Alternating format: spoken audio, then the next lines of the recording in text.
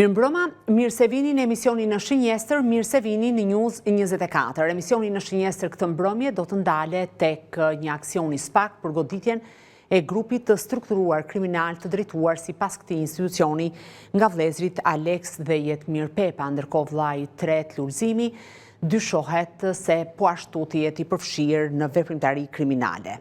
Si pas hetimeve të SPAK, pas zbërthimeve të bisedave në SKCC, rezulton se vëllezërit Alex dhe Jetmir Pepa trafikonin tonelata kokain nga Ekuadori dhe Peruja në drejtim të Rotterdamit, ndërkohë që vllai tjetër Lulzimi kujdesej për pastrimin e parave. Krahas goditjes së grupit të strukturuar kriminal, ku disa prej antarëve janë arrestuar, ndërkohë që krerët ndodhen në Arati, prokuroria e posaçme ka sekuestruar edhe pasuritë e familjes Pepa.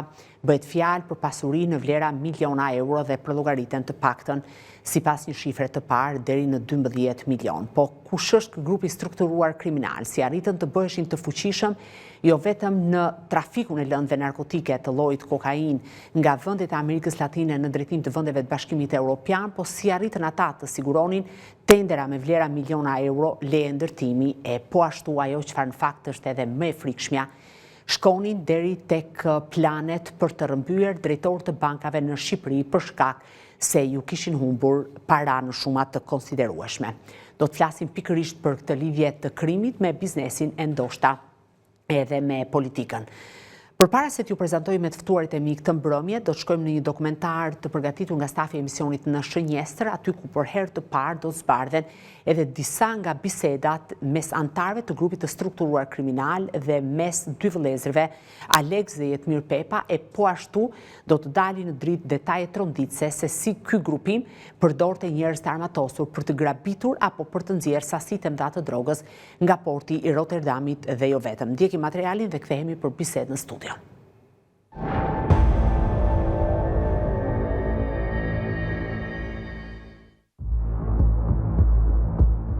Emri i tij kishte qenë gati pa njohur për opinionin publik derisa i mori famë, teksa pas një sherri në natën e ndrimit të viteve, duke hyrë 2025, ai qëlloi me pistolet në ajër në mes të një turme të madhe të rinj, të cilët po festonin vitin e ri në Parkun Olimpik të Tiranës. Një ngjarje e cila e ktheu Jetmir Pepën në një të jashtëligjshëm, pasi edhe pse u shpall në kërkim, ai nuk u arrestua kurrë nga policia, ashtu si edhe sot, ku pavarësisht se SPAK lëshoi 11 urdhër arreste për grupin e tij kriminal, ai sërish ka mundur të shpëtojë prangave. Një emër që fillimisht kishte qenë i përfolur, si i dashuri i Marinela Berishës, njërës prej motrave Berisha, e cila u përfshi në një përplasje të dhunshme me blogeren Klea Prenga, duke i shkaktuar kësaj të fundit plagë të thella në fytyrë, si pasojë e përdorimit të mjeteve prerëse në një nga lokalet në ish blok. Por kush është Kazanova shqiptar, që pas tij fshihet një perandori e stërmadhe asetesh dhe vlerash monetare, të investuara në emra të ndryshëm personash, që shërbenin si prestanome të bizneseve të tij, cilat janë episodet e drogës të dokumentuara tashmë nga SPAK, pas zbërthimit të aplikacionit SKCC, val partnerëve francez. Dhe si mundi Jetmir Pepa të investonte një pasuri të tillë në Shqipëri, duke anashkaluar çdo mekanizëm filtrues ligjor. Sipas dosjes hetimore që ka siguruar emisioni në Shënjestër, episodi i pari dokumentuar i trafikimit të drogës nga grupi i drejtuar nga Jetmir Pepa është ai i datës 21 mars 2020, punë e cila kishte filluar në muajin janar të këtij viti. Sasi prej 8.5 kg kokain, e cila në fakt u sekuestrua në qytetin e Amsterdamit të Holandës, pikërisht me të zbritur nga anija, datën në të cilën u arrestua Leonard Pietri, një nga antarët e grupit kriminal të Jetmir Pepës, që në rrethin e ngushtë të tij njihej edhe si Rumi. Bisede gjatë të cilave Leonard Pietri i kujton Anton Pietrit që të flas me Jetmir Pepën dhe të marrë prej këtij të fundit miratimin edhe për trafikimin e një sasie prej 100 kg kokain. Nesër puna të jetë gati. Okej, po nis parandej numëroj dhe një herë gjonat se janë 100 fiks, se pale i kanë numëruar keq, kështu që numëroj dhe një herë. Po kështu me i shkrujt Rumit dhe pyet kur të niset shoferi.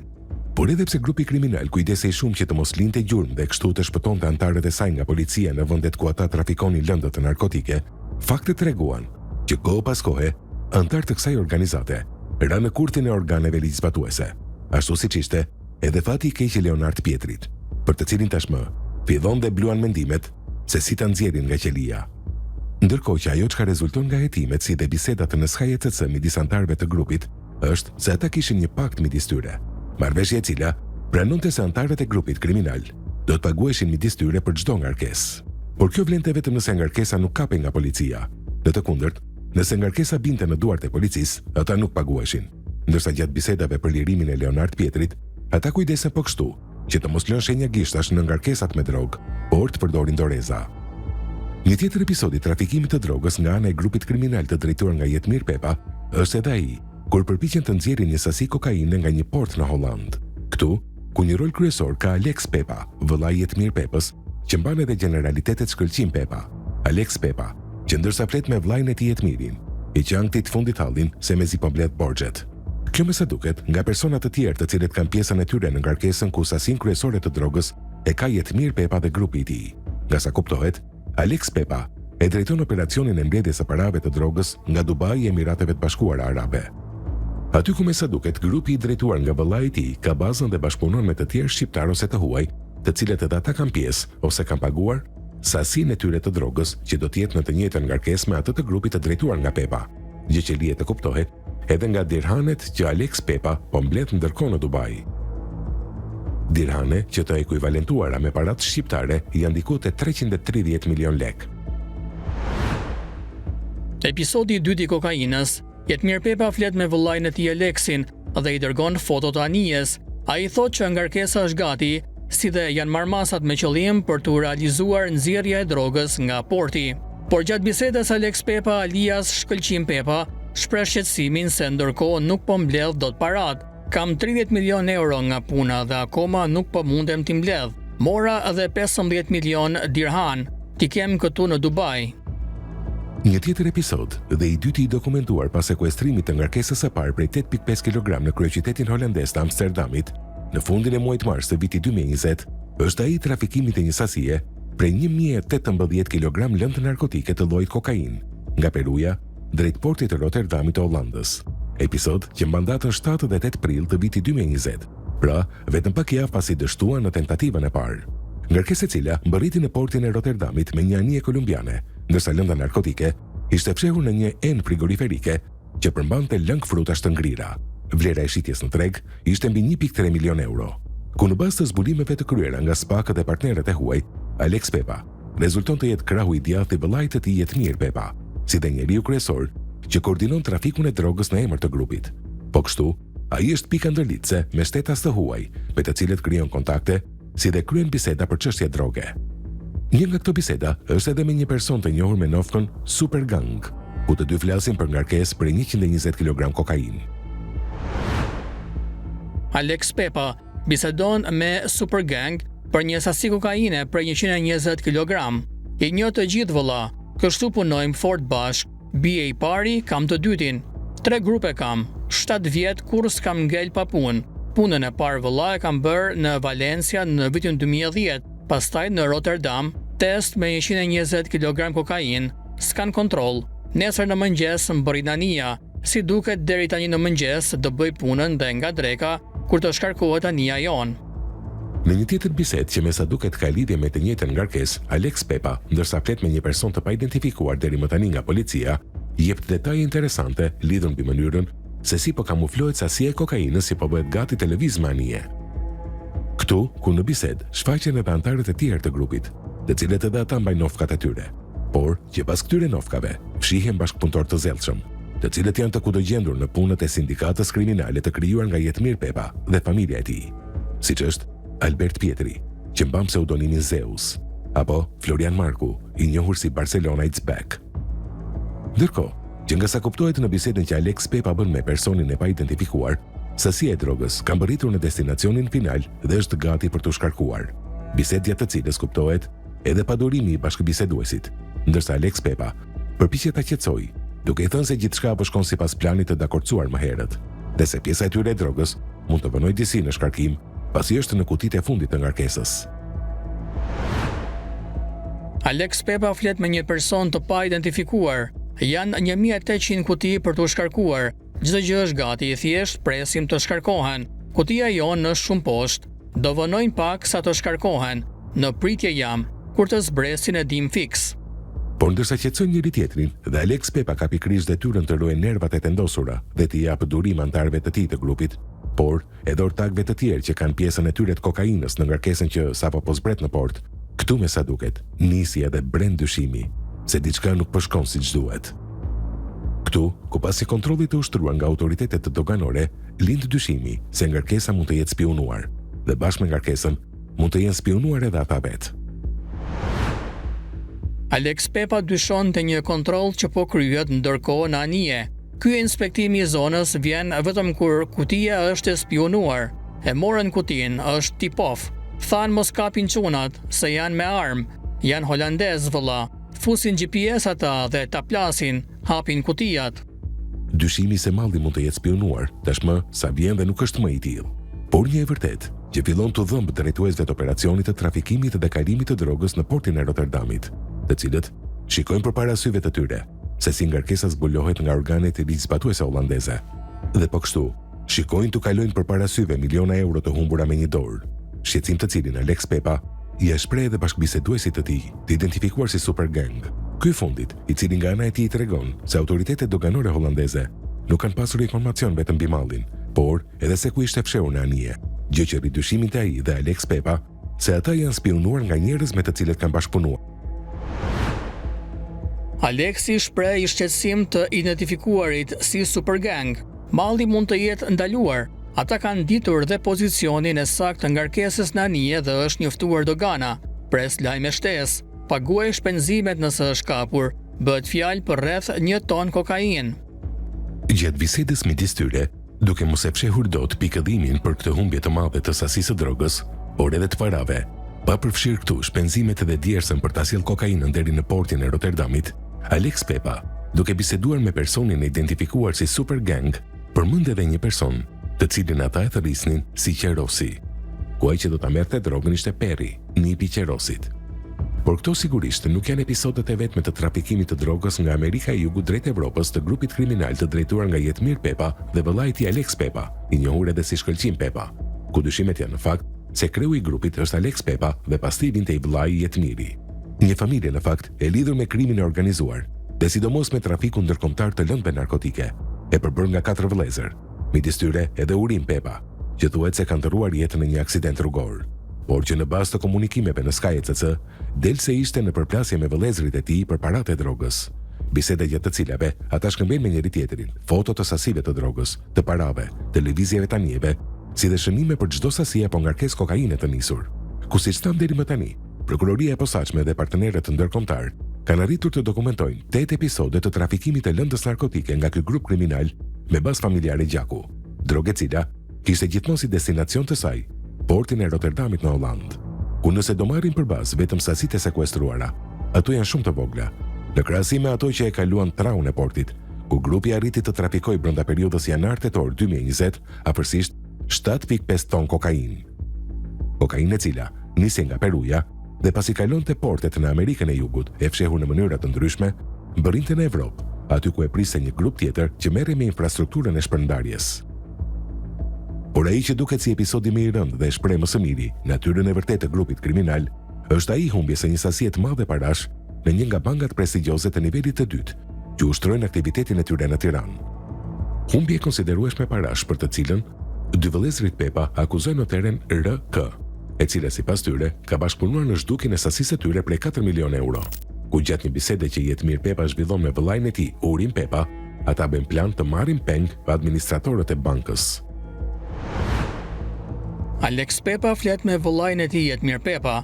Ata akuzojnë noteren RK se ka bashkëpunuar në zhdukje në një shume prej 4 milionë euro, po kështu më datë 3 gusht 2020 Jetmiri flet me vëllain e tij Urimin. Kundër të tjera, ata planifikojnë të marrin peng administratorët e bankës, ta bëjmë vetë ne apo të çojmë të tjerë. Por si kanë humbur këto para dhe cila është lidhja e noteres në fjalë me vëllezërit Pepaj? Dhe pse vëllezërit Pepaj akuzojnë noteren në RK për humbjen e parave? Gjithçka duket se zbartet edhe një herë nga bisedat e tyre në Sky ECC, ku del se vëllezërit Pepaj i kanë derdhur paratë e tyre në bankën në fjalë nëpërmjet llogarisë së noteres RK. Por këtu duket se diçka e paqartë ka ndodhur dhe parat nga sa shikohet kanë humbur çuditërisht destinacionin. Ndërkohë që noterja ndryshe nga funksioni i saj primar ka shërbyer si një koperturë e parave të pista që vëllezërit Pepa fitonin nga paratë e trafikut të ndërkombëtar të drogës. Ndërkohë, që siç tha Mjetmir Pepa dhe vëllai i tij Aleksi, akuzoi noteren se ka bashkëpunuar me bankën në zhdukjen e parave. Nga llogaria e noteres janë depozituar në bank 4 milion euro, para që siç rezulton kanë qenë të vëllezërve Pepa. Shuma parash e cila është e paqartë se ku ka vajtur. Jam me urimin, po më thot si të organizohemi që të marrim peng ose të paguajmë se kam njerëz apo do t'i marrim vet peng.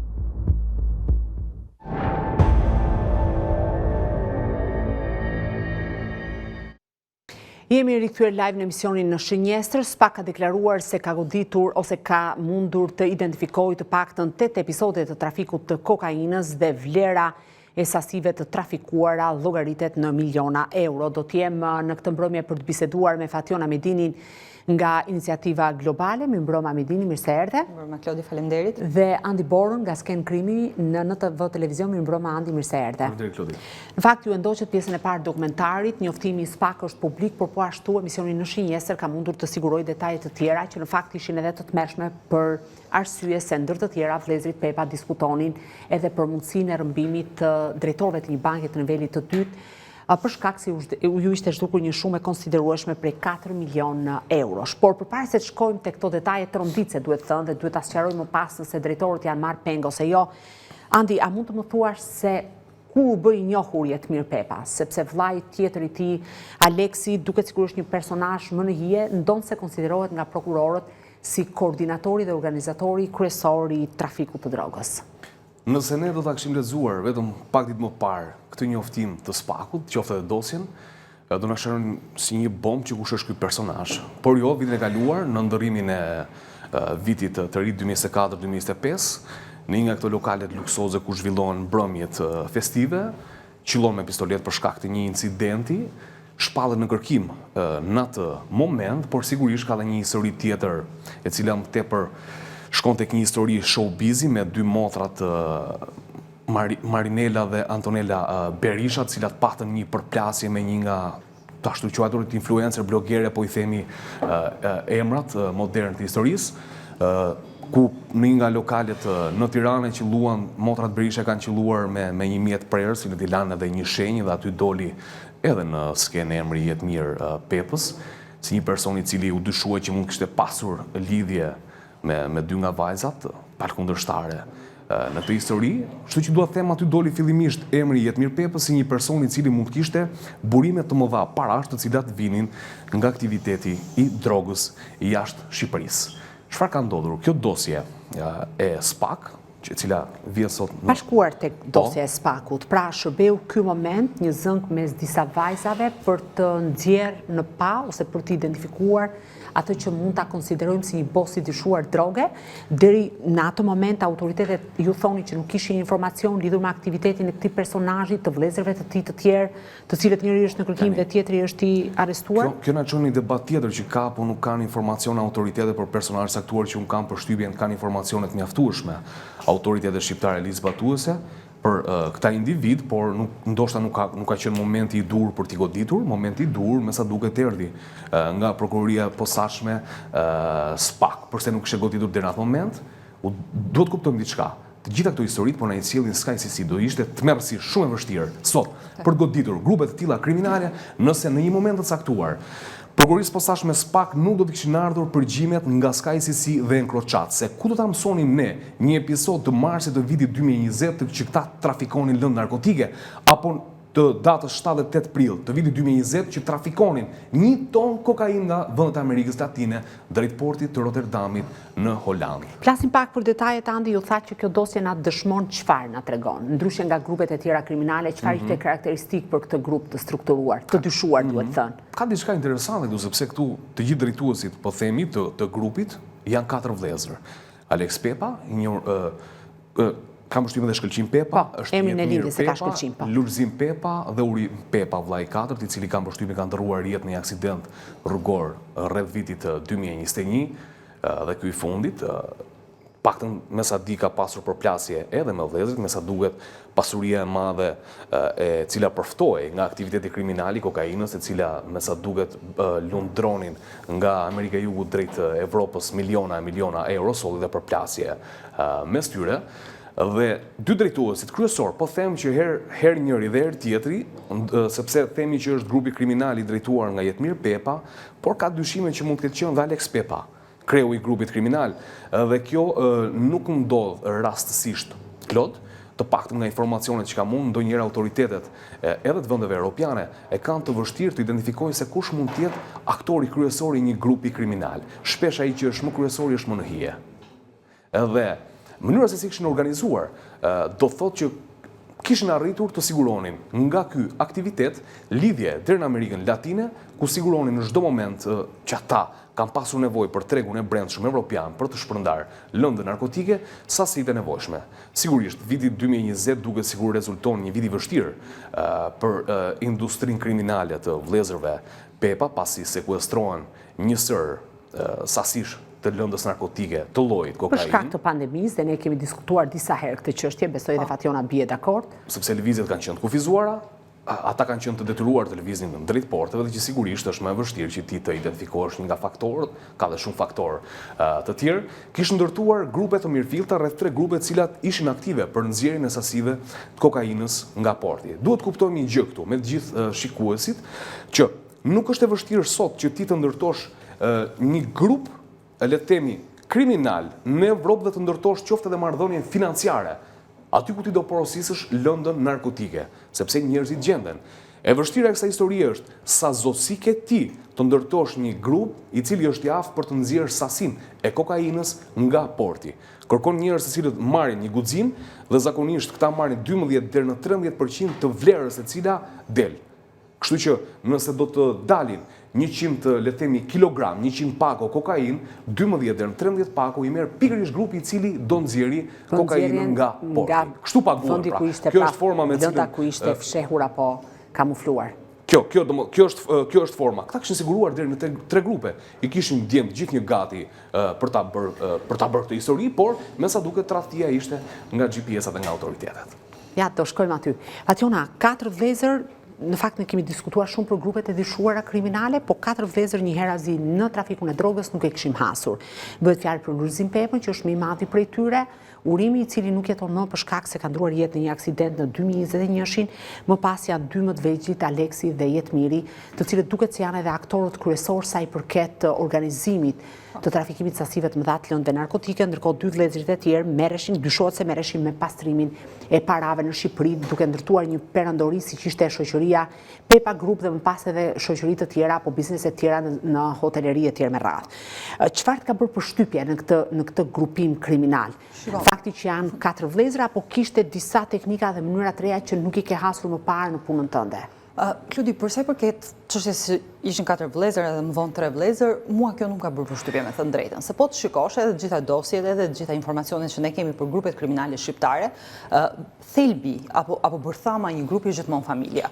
Ne shohim 2 vëllezër, shohim 2 të lidhur me 2 të afërm, shohim 2 kunetër, domethënë dhe grupet kriminale shqiptare kanë karakteristik në faktin që veprojnë mbi baza familjare. Po, kemi dhe rastin e Ervis Qelës në zonën e Peqinit që ishte po ashtu mbi baza familjare, 4 vëllezër të dyshuar në ndryshëm të cilët koordinonin trafikun. Në rolet ndryshme. Deri këtu domethënë unë nuk mendoj që ka ndonjë. Fakti që ishin 4, kjo e bënte edhe më të fuqishëm grupin, edhe krijon një bazë shumë të fortë, dhe pastaj siç e dim ne, grupet kriminale shqiptare bazën e kanë familjen, pastaj rrethën e dytë kanë me miq nga vendi ku ata janë, edhe pastaj zgjerohen edhe me aleanca të tjera. Tani, ajo që mua më bën përshtypje te ky grup është fakti i sofistikimit. Grupi është shumë i sofistikuar për shkak të anës së biznesit që kishte ndërtuar. Domethënë ky nuk ishte një grup si gjithë të tjerët, mund të themi, kur ishin disa persona nga grupit të cilët zhvillonin trafik ndërkombëtar kokaine. Mënyra që ata kishin zgjedhur për ta zhvilluar këtë trafik dhe për të mbrojtur paratë që gjeneronin nga kokaina është në fakt shumë e sofistikuar. Ata kishin ndërtuar 13 kompani në Shqipëri, të cilat ishin kompani me profile të ndryshme, siç e the, varionin nga ndërtimi, shkonin deri tek exchange-et, te hoteleria, domethënë dhe gjitha këto. Dhe përmes këtyre kompanive ata arrinin edhe të fusnin flukset financiare të palishme të cilët përfitonin nga aktiviteti kriminal. Tani, edhe këtu po themi që prap deri diku ka një lloj çudie, por jo dhaj shumë. Ajo çfarë i ndante këto grupe nga të tjera është fakti i aktivitetit që zhvillonin bizneset e tyre. Dhe pikërisht Pepa Group, i cili ishte edhe po themi kompania më e madhe e të gjithë këtyre kompanive, ishte një kompani e cila në mënyrë të vazhdueshme për shumë vite arrinte të merrte punë publike si në qeverisje lokale, dhe ne kemi edhe ndosje për përmendjen e disa emrave të kryetarëve të bashkisë kur siguroheshin punë lokale, po ashtu edhe në nivel qendror. Kjo kompani merrte tendera, për ta thënë më ndryshe, për të shtruar rrugë, për të rikonstruktuar shkolla apo po themi banesa pas tërmetit apo çdo lloj gjëje tjetër që kishte nevojë. Dhe ky aspekt publik që kjo kompani kishte fituar, për mua përbën nga sofistikimet më të mëdha. Dhe po të shohësh, aspekti publik i kësaj kompanie, fakti se kjo kompani përfitonte nga parat shtetërore dhe deri diku kishte po themi një lloj profili zyrtar, ishte mënyra më e mirë në fakt për pastruar paratë e drogës. Domethënë sofistikimi këtu është shumë i lartë, Klodi, se po flasim më vetëm për kompani ndërtimi, të cilat janë private, apo po flasim për kompani të cilat ndërtojnë hotele, po flasim për kompani të cilat marrin punë shtetërore. Dhe këtu kemi atë neksusin e pushtetit, të biznesit edhe të krimit. Në fakt ka tre kënde, ai trekëndçi, dhe këto si duket lidhe me njëra tjetrën. Pse po e zë politikën në gojë, sepse sigurisht ne kuptojmë shumë mirë që për të marrë ato tendera duhet edhe ajo lidhja politike. Fationat, ka bërë përshtypje sepse në fakt ajo çfarë mua personalisht më bëri përshtypje kur lexova disa aspekte të dosjes hetimore, sepse dosja është shumë e madhe dhe patjetër aty ka 10 emra personazhesh, njerëz të rëndësishëm të cilët janë përmendur, por kishte një episod ndër tjera që dy vëllezrit, Jetmiri dhe Aleksi, bisedonin me njëri tjetrin për mundësinë ose po thurin plane për të rrëmbyer drejtorët e një banke të nivelit të dytë për shkak se nga llogaria e noteres së tyre, noteres së kompanisë, ishte zhdukur një shumë prej 4 milion eurosh. Si e ke parë emisionin në Shinjestër duke punuar për ta identifikuar konkretisht bankën edhe për të kuptuar më pas nëse drejtorët janë marrë peng ose jo, sepse s'ka i ka rënë dhe nuk ka të dhëna konkrete çfarë ka ndodhur. Kjo është një punë që i takon edhe prokurorisë, por edhe ne si media. Pra, kishte edhe një lloj ashpërsie, apo kur vjen puna tek parat, grupet kriminale nuk pyesin? Si e sheh këtë raporti? Shiko, Klodi, fakti që ata kishin ndërtuar një strukturë kaq të sofistikuar për pastruar parat, do të thotë që ata nuk do të lejonin që askush të futej në rrugën e tyre. Dhe askush ta ndalte këtë fluks që ata kishin krijuar dhe faktin që parat do të ishin pastruar dhe më pas do ndaheshin në familjet e katër vëllezërve.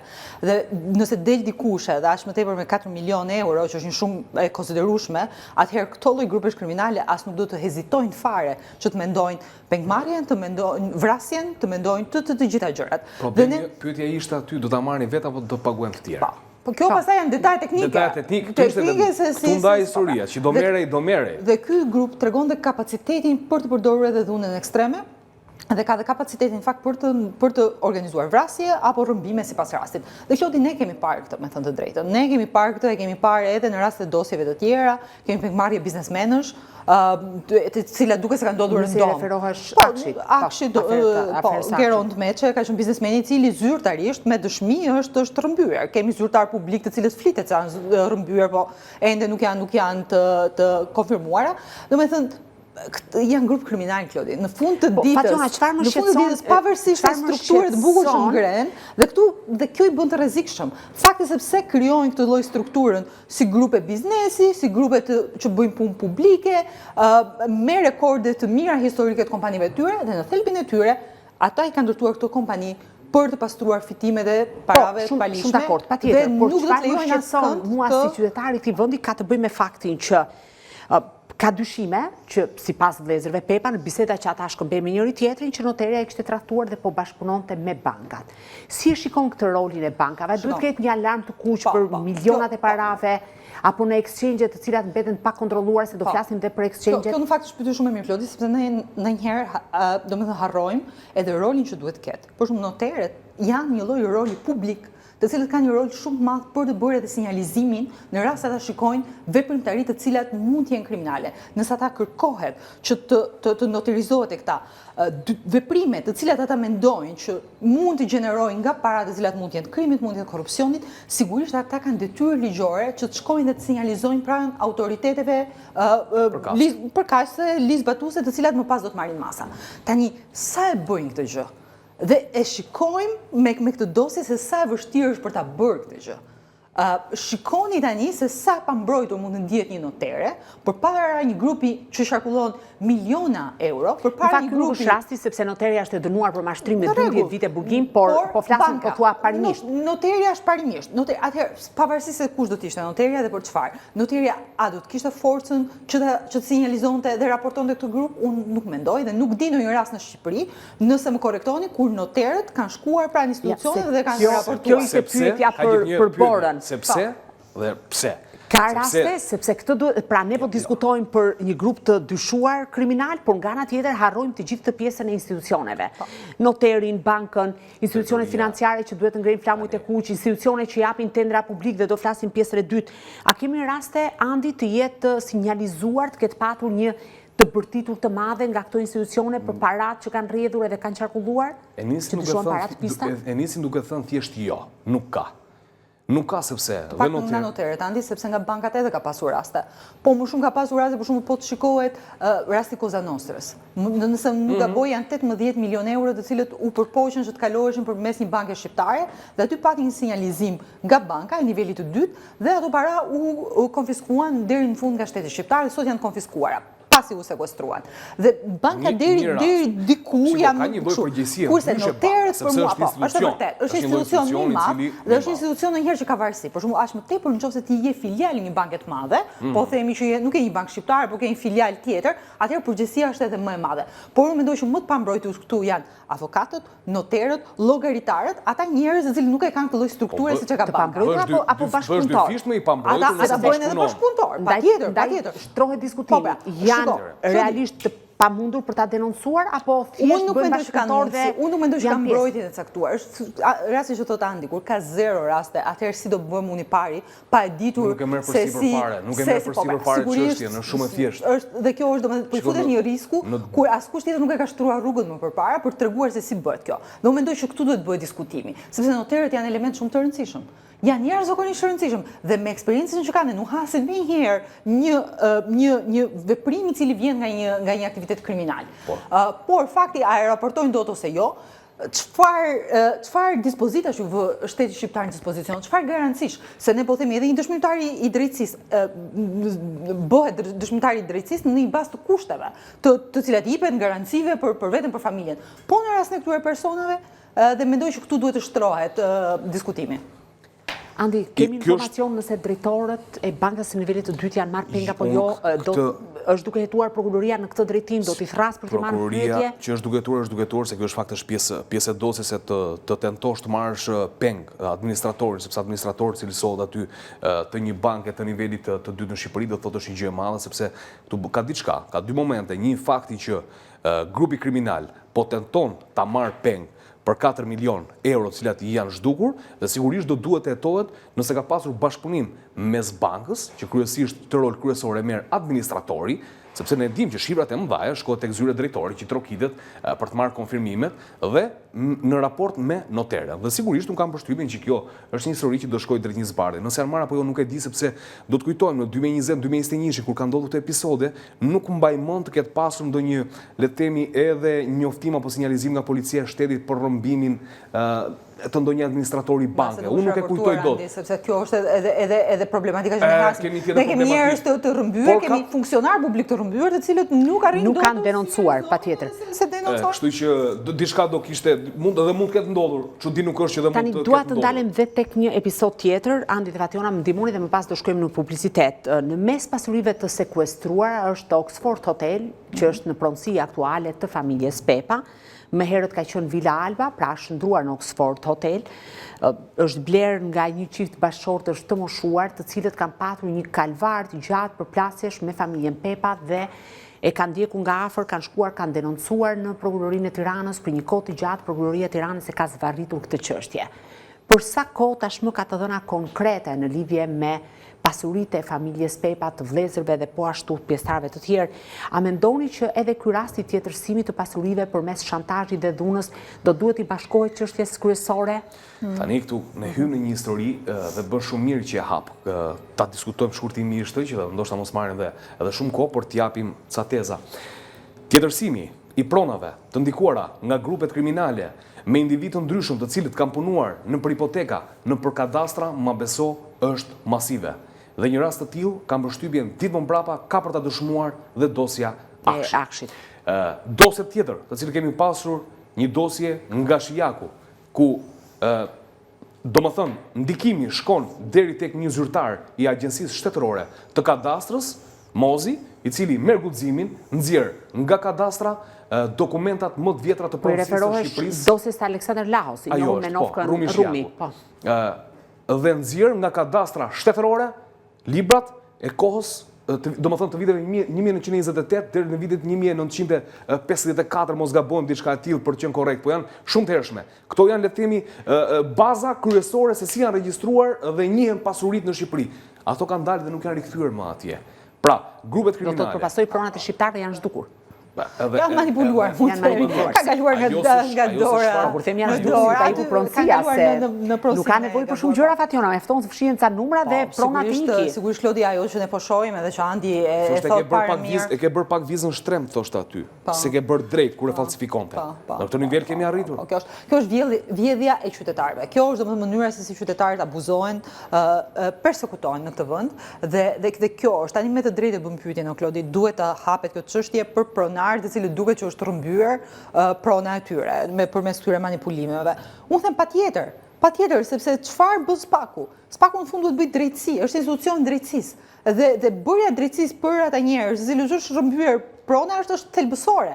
Domethënë, ne nuk kemi dëshirë shumë madhe që ta shohim jetë mirë Pepa me 20 vite në burg. E rëndësishme është ato parat të cilat janë bërë nga aktiviteti kriminal të shkojnë te buxheti i shtetit.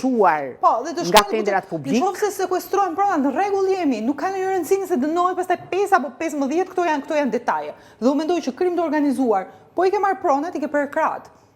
Dhe prandaj mendoj që Spaku ka bërë një punë të mirë, me thënë të drejtën me këtë dosje, për shkak sepse ka arritur të vërtetoj faktin që këto 13 biznese në fakt ishin një mburoj për aktivitetin kriminal.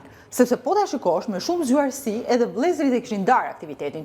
Kishin 2 nga vëllezërit të cilët ishin më shumë aktiv në pjesën e trafikut dhe 2 të tjerë, si thua, mbanin atë emrin e mirë të pronarëve të kompanive, në mënyrë që edhe nëse këta dënohen edhe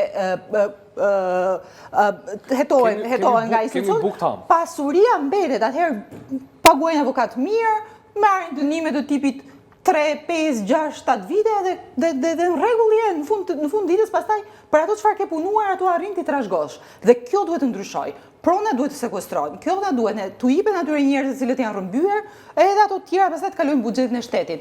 Të financohet policia, institucionet shqiptare.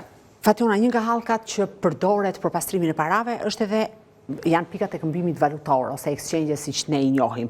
Në fakt, në dosje hetimore evidentohen 2 pikat të këmbimit valutor, një që është pranë Zogut të Zi dhe një tjetër që është diku përballë Bankës Shqipërisë për ta bërë të qartë për opinionin publik. Mendoni që ka nevojë për një hetim të thelluar në këtë drejtim? Po sigurisht, Klodi, sepse ne kemi parë exchange-et edhe në dosje të tjera. Sepse çfarë janë exchange-et? Janë para intensive, janë para të cilat shkojnë në cash.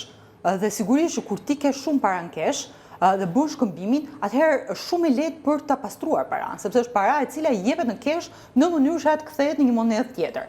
Dhe këtë kemi parë po të kujtohet edhe në dosjen e Çopjes, ka pasur exchange të cilët ishin në Tiranë, të cilët shërbenin për pastrimin e parave. Domethënë këto janë teknika shumë të njohura të grupeve kriminale dhe sigurisht që është bërë e ditur. Po të hapësh edhe këto raporte që vjen në Shqipërisë Manivali apo këto institucionet që vlerësojnë çështjet e pastrimit parave, aty janë gjitha. Shikoni exchange-at, rrisni sigurinë, jepini më shumë të drejta noterëve, edhe gjitha, aty janë, po nuk zbatohen. Shkojmë në pak minuta publicitet dhe kthehemi në pjesën e dytë të emisionit në Shënjestër për të folur për tendrat publik që ka përfituar kompania Pepa Group e po ashtu për leje ndërtimi në zonat lakmuara të kryeqytetit. Reklam.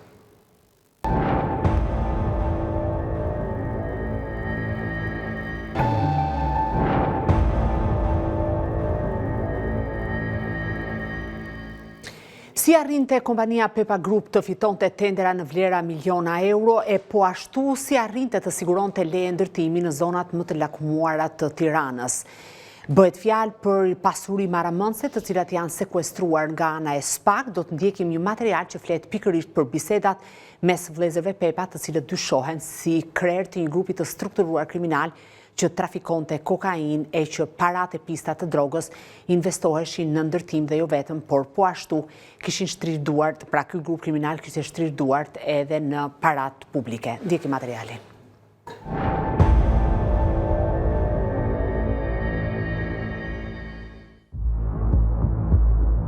Por si mundi jetë mirë Pepa dhe familjarët e tij të investonin dhe të fshihnin në Shqipëri dhjetra biznese, që sipas një përllogaritje të kapin vlerën e 69 milion eurove, midis të cilave edhe një kompani ndërtimi, Pepa Group, që merrte tendera nga shteti. A i dinte shteti shqiptar burimin e të ardhurave të kësaj kompanie dhe të drejtuesve të saj, apo ishte në ortakëri me vëllezrit Pepa? Vëllezrit Pepa, të cilët flasin midis tyre për tendera rindërtimi, si edhe për leje ndërtimi në zonën më të lakmuar të Tiranës, atë të 21 dhjetorit. Shoqëri që selin e saj qendrore e ka në zonën industriale në autostradën Tiranë-Durrës, aty ku SPAK tashmë e ka vënë në sekuestro bashkë me shumë biznese të tjera, në të cilat janë aksionerë në masën më të madhe. SPAK ka goditur në kuadër të procedimit penal numër 153 të vitit 2023 në një operacion kompleks, një grup të strukturuar kriminal përfshirë në trafikun ndërkombëtar të lëndëve narkotike, si dhe pastrimit produkteve të veprës penale, ku gjatë ekzekutimit masave të sigurimit janë sekuestruar pasuri me vlerë 12 milion euro. Grup kriminal, i cili gjatë viteve 2019-2021 ka operuar në Amerikën Latine, Belgjik dhe Holand, ku janë dokumentuar 8 episode të trafikimit kokainës në sasi të mëdha. Po kështu, pas kërkesës së prokurorisë së posaçme me vendimin numër 20 datë 14 prill 2026, gjykata e posaçme kundër korrupsionit dhe krimit të organizuar, GKKO, ka caktuar masën e sigurimit arrest në burg ndaj 11 shtetasve shqiptar, ku hetuesit e Byros Kombëtare të Hetimit në bashkëpunim me Drejtorinë e Përgjithshme të Policisë së Shtetit kanë bërë të mundur zbatimin e masave të sigurisë ndaj shtetasve Fation Marku, i datëlindjes 20 shkurt 1992, Lulzim Pepa, i datëlindjes 6 korrik 1974, Anton Kola, i datëlindjes 19 qershor 1993. Ndërkohë që Drejtoria e Përgjithshme e Policisë së Shtetit në bashkëpunim me hetuesit e BKH-s vazhdojnë me veprimet procedurale dhe operative për lokalizimin e shtetasve të tjerë, ndaj të cilëve është saktuar masa e sigurisë personale, arrest në burg, disa prej këtyre personave të cilët nuk ndodhen në territorin e Republikës së Shqipërisë. Ndër personat kyç të cilët nuk u mundën të ndalen, janë edhe Alex Pepa dhe vëllai i tij Etmir Pepa, ky i fundit siç tham i njohur edhe si Kazanova. Ndërsa në listën e bizneseve të sekuestruara janë edhe llogaritë shumta bankare, si përpaqe të mëdha toke, hotele, deri te automjete luksoze. Një pjesë e tyre të regjistruara në emër të familjarëve, të cilët nuk kishin asnjë mundësi financiare për t'i blerë me të ardhurat që deklaronin nga punësimi, ku një pjesë e këtyre familjarëve që posedonin këto pasuri marramëndse ishin të punësuar me rroga minimaliste, pikërisht në këto biznese që shërbenin si pastrim të parave të trafikut të drogës. Në total janë sekuestruar 231 pasuri, shoqëri tregtare, sipërfaqe toke, apartamente, njësi tregtare, llogari bankare të shoqërive dhe në emër të individëve të ndryshëm dhe automjete luksoze.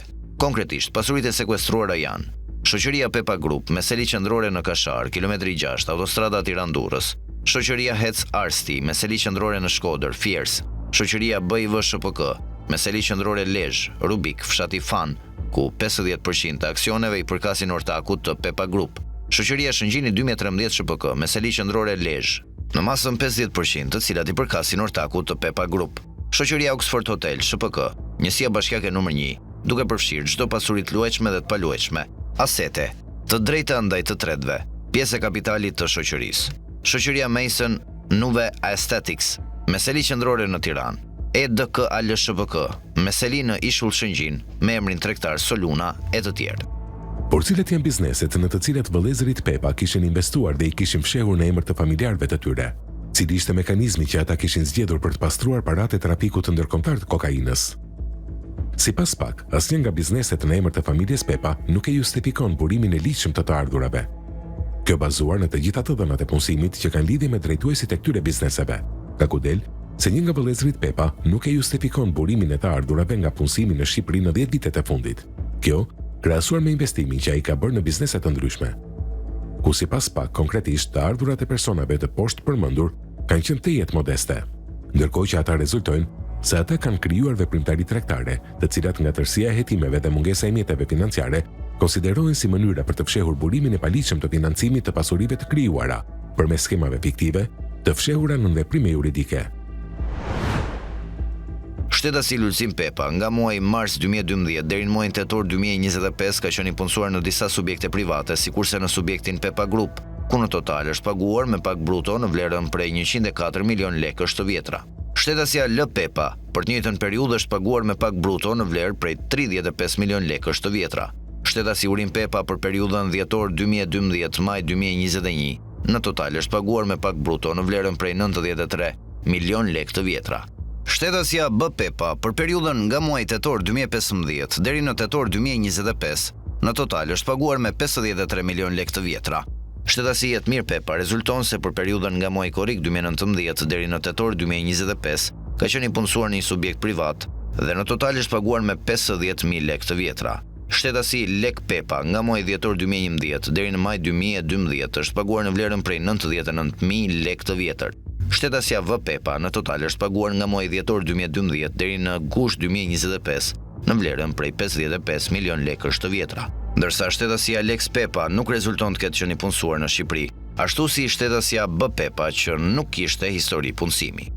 Nga hetimet e SPAK rezulton se vetëm një nga vëllezërit Pepa, konkretisht Urim Pepa, që ka ndëruar jetë në një aksident fatal në vitin 2021, kishte themeluar së bashku me bashkëshorten e tij shtetasen B Pepa 7 shoqëri tregtare, konkretisht ProHome ShPK me datë regjistrimi 26 qershor 2012, Pepa Group ShPK me datë regjistrimi 15 tetor 2014, Oxford Hotel ShPK me datë regjistrimi 14 qershor 2017, Property Investment 2020 ShPK. Gjithashtu shoqëria Pepa Group ShPK kishte bler 33.5% të kuotave në vitin 2018 të shoqërisë Hec Arsti ShPK me datë regjistrimi 1 prill 2016.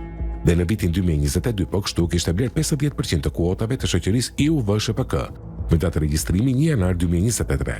Shoqëritë të cilat në fakt rezultojnë në bilancet e tyre vjetore ose me humbje ose me fitime minimaliste.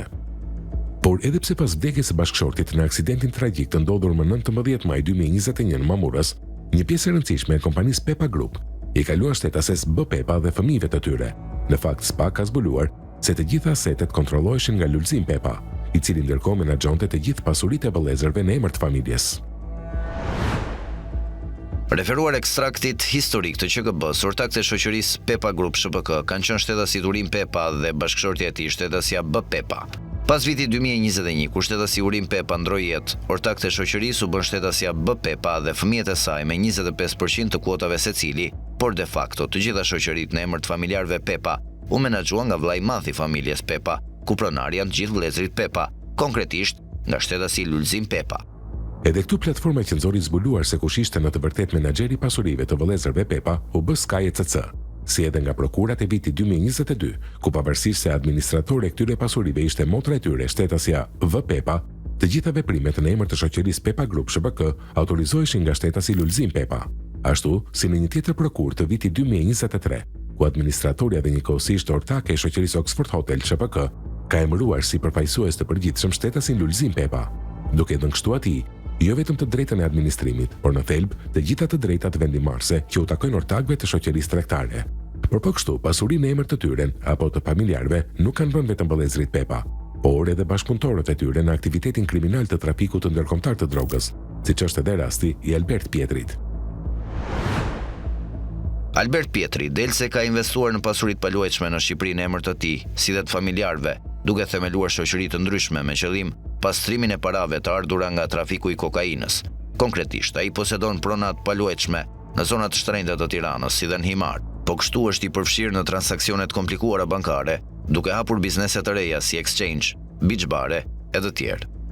Siç rezulton nga komunikimet në Sky ECC, edhe vetë Albert Pietri e di se po investon në një tokë të minuar, dhe në kohën e operacionit, forca e ligjit, ai nis të shqetësohet se mund të jetë subjekti sekuestrimeve. Kjo pasi ka qenë i dënuar në Britaninë e Madhe. Nga ku rezulton se Albert Pietri në vitin 2014 është arrestuar në Londër, pasi janë gjetur një sasi e madhe parash kesh, në total 440.000 pound, ku ai është dënuar me 4 vite burgim për veprën penale që lidhet me pastrimin e parave në Mbretërinë e Bashkuar. Ndërkohë që për sa i përket bizneseve që atij u sekuestruan, ai nuk ka histori punësimi në Shqipëri, me qëllim për të justifikuar investimet e kryera.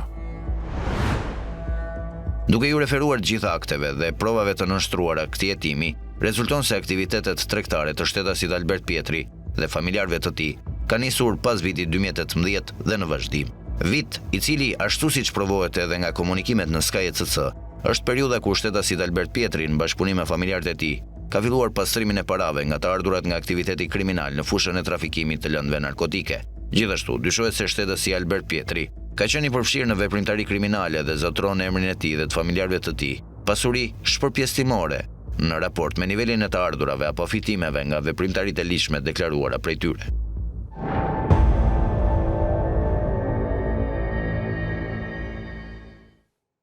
Jemi rikthyer live në pjesën e dytë të emisionit në Shënjestër dhe sikurse po e shikoni, po flasim për një goditje të SPAK në drejtim të grupit të dyshuar kriminal të drejtuar nga vëllezërit Alex dhe Jetmir Pepa. Fationa, në Open Data Albania kam arritur të shikoj të gjitha të dhënat që kanë të bëjnë me tendrat publik që kompania Pepa Group ka fituar. Bëhet fjalë për tendra si kompanie vetme për tendrat pranë bashkive të ndryshme dhe ajo çfarë më bëri përshtypje në fakt lidhej edhe me rikonstruksionin e një shkolla. Duhet të ketë një kontroll në momentin që ka dyshime që kompanitë mund të kenë pas parat të pista, sepse imagjinoni me parat e drogës, dyshohet që është rikonstruktuar një shkollë ku mësojnë sot fëmijët e Tiranës. Klodi, mua më vjen shumë keq të them, është një realitet në Shqipëri që është ulur këmbëkrysh. Krimi organizuar është antar aktiv i tenderave publik në Shqipëri. Do me thënë, kjo është një realitet tashmë. Kjo nuk është një rast se po ndërtohet një shkollë. Ne kemi pasur edhe raste kur persona me precedent penal, të cilët kanë themeluar kompani, kanë arritur të marrin tendera për rinovimin edhe restaurimin e ambienteve të komisariateve të policisë. Jo më pastaj po themi të shkolla. Do me thënë, me institucionet e sigurisë, të cilët janë të drejt për drejt në konflikt interesi. Nuk ka absolutisht njërë si fillim asnjë lloj kujdesi përsa i përket pjesës së tenderave publike. Por nga ana tjetër dhe kush janë njerëzit që i marrin. Nga ana tjetër duhet kuptojmë këtë që të paktën në këtë rast SPAK-u i ka pasur deri diku të lehtë të shkojë dhe të kuptojë se si fshireshin dhe si pastroheshin parat e krimit të organizuar për shkak sepse vëllezërit Pepa i kanë pasur pjesën e bizneseve edhe kompaninë përmes të cilës merrin tendera publik në emrin e tyre. Ajo që ndodh në shumë qytete të Shqipërisë, Klodi, është dhe fakti që kompanitë janë pas atyre që quhen prestanome. Janë grupe kriminale, të cilët duke ditur pikërisht të rrezikun që kanë për të shkuar dhe për të marrë tendera publik, vendosin figura të cilat janë në dukje njerëz të palidhur me asnjë, pa rekorde kriminale dhe përmes tyre pastaj marrin tendera. Dhe unë kam dëgjuar histori dhe ne gjithë i kemi dëgjuar në qytetet e Shqipërisë, por edhe në Tiranë, do me thënë, dihen kompanitë të cilat janë të lidhura me krimin organizuar. Madje biznesmenët e tjerë të ndershëm, të cilët shkojnë të tenderojnë dhe ata, apo të marrin pjesë në ato ofertën publike që është aty, me të parë emrat caktuar janë të detyruar të tërhiqen, Klodi, se pastaj ndodh ajo tjetra, rrëmbimi edhe gjitha këto mekanizma, domethënë dhe del që fitojnë këta pastaj personazhet. Po cili është roli i shtetit, i autoriteteve? Mendoni që ka lidhje mes autoriteteve dhe kompanive të caktuara, apo thjesht janë në pamundësi për të identifikuar këto kompani? Jo, sigurisht që nuk janë në pamundësi për të identifikuar. Tani se nëse do të themi që janë në pamundësi, domethënë mendoj unë që ne do tallemi me veten tonë. Sepse këtu është domethënë që gjithmonë sa ka një problematik, s'ka mundësi për tu identifikuar. Po si nuk pas ka mundësi për tu identifikuar. Sot në Tiranë, një makinë po të shkosh dhe lësh 15 minuta në një zonë kur nuk duhet ta parkosh, vjen gjova e policisë. Vigjilenca e policisë e institucioneve është gati. Domethënë për të ndëshkuar. Për të ndëshkuar, po. E dje që si i zonës. Po pra, kurse po merr kanë 1 miliona euro nga buxheti i shtetit dhe këtu nuk pas ka identifikim. Domethënë, sigurisht që ka, domethënë ne kemi institucione sigurie, kemi shërbim sekret, kemi policitë të shtetit, kemi autoritete që duhet merren. Kompania fjalë kishte marrë edhe një tender për rikonstruksionin e varrezave të dëshmorëve, se ishte në fakt është ndjenja detare kjo, Klod. Dhe nuk duhet ta banalizoj, po me thënë të drejtën, do duhet realisht banalizuar shteti tani. Më vjen keq në fakt sepse ti me të drejtë më fal Andi, thua nuk duhet ta banalizoj, po të banalizoj shteti, që punë publike të edhe zyrtar të lartë policisë që kanë dhënë jetën për këtë vend, edhe që kanë rënë kryet e detyrës e Tiranës, njerëz që kanë kontribuar edhe duket në pamje parë sikur ne i ofendojmë ata, po nga ana tjetër kemi shkelur me këmbë dignitetin e jo vetëm të atyre herojve, po edhe qytetarëve shqiptar. Në duart e disa njerëzve të cilët dyshohen për krim të organizuar, dhe ndaj unë përmend ajo pa qëllim. Disa institucione i përmendi Fationa me shumë të drejtë për mënyrë si funksionon shteti, kemi dhe drejtorinë e parandalimit të pastrimit të parave në vendin tonë, nga informacionet që unë kam, është një drejtori që është dhënë një akses ndoshta i pakufizuar për të aksesuar pasurit e këtyre të cilët dyshohet për aktivitete kriminale dhe kanë kapacitete krejtësisht të mjaftueshme për të jetuar të gjitha ata të cilët mund të skedohen me flamur të kuq për të marrë një tendër apo jo. Dhe gjithë të histori e ka bërë kolegi Aranita Braj, atë që do të bëjnë institucionet shqiptare, nëpërmjet platformave të saj që dalin tendrat me të kuq dhe aty kemi kuptuar ne. Kjo do duhej bërë nga institucionet shtetërore. Më kujtohet disa vite përpara në një nga ministrit kur jepeshin tendra, konkuronin 5 kompani dhe fitonte e para. Dhe kur ishte kërkuar që pse fiton e para, kjo që fiton vetëm kompani e parë, këto tjera pse nuk fitojnë, është njëti person që ka 5 kompanit. Tani, të rikthejmë të grupet kriminale. Qëllimi final i këtyre individëve të cilët marrin pjesë në tendera nuk është realisht qëllimi i fitimit se do fitojnë një X vlerë. Kjo ha diskutim. Në disa raste po. Edhe këta, Fatjona, këta kanë më të lehtë për ta ndarë paran me ty. Po. Nëse ti më garanton tenderin mua, unë si person i cili kam burime të rësisht të mjaftueshme nga aktiviteti im kriminal, këtë më lërë ta kem si një lloj pastrimi të produkteve të veprës penale. Më falë, se po ndërhy, rasti Pepa, në fakt ishte një rast i cili kompania përdorë për të pastruar para. Por nga ana tjetër, kemi edhe raste të krimit të organizuar, i cili ka aktivitet marrjen e tenderave publik. Përmes dhunës edhe shantazhit. Atë janë grup, ai është një qëllim tjetër në vetvete i grupit strukturuar kriminal. Disa portofolje, ai mund të ketë edhe trafikim e drogës, edhe rrëmbimin e personave, edhe trafikim në armë dhe marrjen e tenderave publike. Pra ka disa aktivitete. Grup të strukturuar kriminal pikërisht për të arsye se nga dy e bënin 4. Me kompani të tjera, Pepa Group ka marrë të paktën 12, ndoshta edhe më shumë, duhet të rikthehemi edhe një herë, tendera që kanë të bëjnë me rindërtimin. Tani ju e dini që llokma e rindërtimit ka qenë shumë e madhe dhe që aty kanë marrë edhe kompani të tjera me lidhje politike, familjar, të krijuara nga familjarët politikanëve, njerëz të skeduar me herët e tjera me radhë. Mendoni që do duhet të ketë një hetim në lidhje me këtë çështje, fa kur the mendoni, unë e di përgjigjen, po dua të shkoj përtej. Pra për të kuptuar se si ka mundësi që edhe aty ku bie një fatkeqësi kombëtare, si fatkeqësi natyrore që normalisht u bë dhe kombëtare se patën 51 viktima gjatë tërmetit të 26 nëntorit. Mendoni që do duhet ketë një hetim për të kuptuar se si këta kanë arritur të hyjnë në bashkëpunim dhe a mendoni që ka patur bashkëpunim edhe brenda kompanive që janë bashkuar në një të vetme për të fituar këto procedura tenderuese? Dy çështje shohun cilat nuk e kanë shqetësuar shumë qeverinë, parat e Bashkimit Evropian në raport me situatën e pandemisë edhe parat e rindërtimit, të cilat këto dy të fundit kur bëhet fjalë për jetët e njerëzve, cilët besoj dhe sot do të ketë nga ata cilët jetojnë me çadra, kemi parë raportimet e kolegëve, që do të thotë këtu nuk është marrë seriozisht procesi i rindërtimit pikërisht për këto shkaqe, ku individ të ndryshëm me qasjen politik, duke ofruar para, duke vendosur në shërbim të marrjes tenderit fuqin e grupeve kriminale, presionet e të tjera me radhë, sot gjendemi përballë kushteve kur procesi i rindërtimit për mua do duhet kalojë në filtra në të gjitha bashkitë të cilat janë prekur sepse flasim për vlera të mëdha të parave, të cilat ne i dim shumë mirë se sa mund të kushtojë rindërtimi, le të themi, i një objekti të dëmtuar dhe sa është tenderuar, se e lezetshmja dhe e rënda njëkohësisht në gjithë histori është që shkohet me 100% të fondit limit. 100% i fondit limit, çfarë do thotë? Do thotë që ky styrolapsi kushton 10 lekë, shkojnë e blen me 10, pse nuk del dikush ta blen me 90 lekë? Dhe të ofrojnë një cilësi dhe shkojnë pikërisht këta persona, e marrin me 100% fondit limit, shpërndajnë ato se çfarë duhet shpërndar tek ata që u kanë dhënë tendrin dhe përfundojmë siç përfundojmë, si tek rrugët, si tek infrastruktura teknologjike që e bëri Akshi, e procesi i rindërtimit që nuk e di vetëm i ka vendosur pak bojë atyre fasadave në qytetin e Durrësit. E di si u bë zonë e plazhit në Durrës kur hyri procesi i rindërtimit. Më thënë, ndjes, kur tërmeti, para se të bëjë rindërtimi, një katastrofë nga fillimi deri në fund. Sot i ketë të bojatisura vetëm, sepse strukturat brenda sot e kësaj dite nuk janë aty ku duhet të jenë. Pikërisht për këto faktorë, Klod.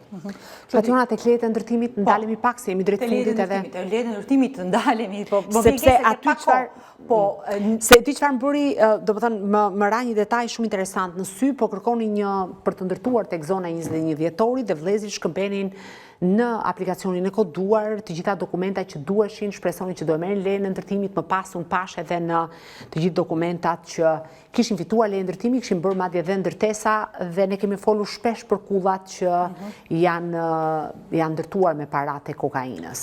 Ne kemi kryeministrin Klodi, i cili në mënyrë sistematike ka mohuar lidhjen e krimit të organizuar me çështjet e ndërtimit dhe me sektorin ndërtimit. Por që sot sektori ndërtimit në Shqipëri është lavatriçja më e madhe e parave të kriminalitetit, kjo nuk është as hamencin, as po e thot Klodi apo Andi. Ky është realiteti. Nuk ka dosje të krimit i cili mos nxjerrë në pa faktin që një pjesë e mirë e të ardhurave të krimit kanalizohen në ndërtim. Si në ndërtimin e godinave, përmes kompanive ndërtimi, po themi vëllezrit Pepa, si në ato që quhet real estate, në blerjen e apartamenteve. Dhe gjithë ky bumi ndërtimor në Tiranë, në Durrës, në zonat e tjera të Shqipërisë, është i gjithi i stimuluar nga paraja e aktivitetet e palishme, thëndryshe, paraja e drogës apo kokainës. Dhe vetëm kryeministri i Shqipërisë nuk e di këtë gjë. Dhe jo vetëm që nuk e di dhe nuk e pranon, që në fakt shteti duhet bëndet kundërt ta pranonte dhe ta korrigjonte, sepse ky është skandal i madh, por del edhe sot anatemon çdo kënd që flet për pastrimin e parave në ndërtim.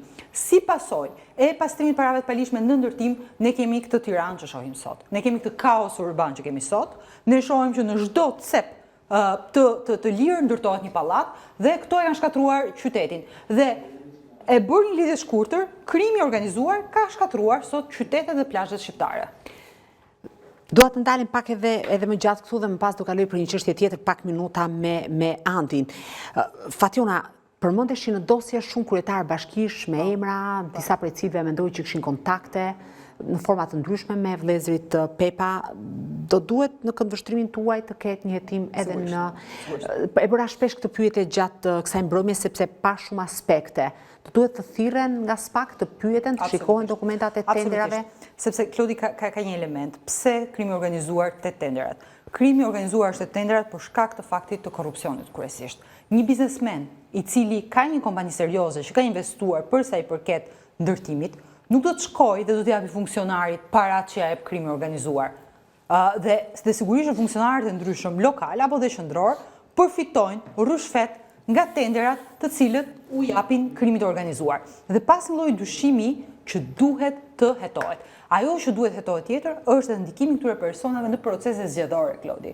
Sepse në shumë raste këta tendera publik që ti po i përmend me të drejtë janë shpërblim për mbështetje në fushata zgjedhore. Kështu që ne këtu sot nuk kemi vetëm të elementin një grup kriminal merrte disa tendera, po kemi atë që quhet simbioza midis krimit dhe pushtetit.